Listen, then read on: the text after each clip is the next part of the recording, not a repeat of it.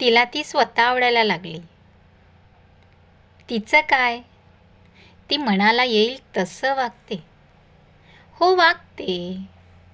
कारण ती तिच्या मनाचा विचार करायला लागली आहे.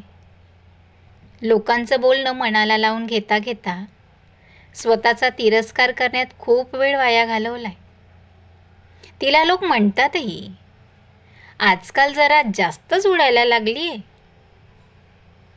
स्वतःची काळजी ही जरा जास्तच घेते. आता तिलाच ती जरा जास्त समजून घेते.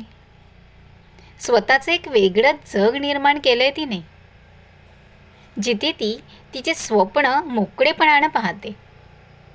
स्वतःवर प्रेम करायला लागली. तेव्हापासून स्वतःला सावरायला शिकली. माहीत नाही का, पण तिला ती स्वतः आवडायला लागली.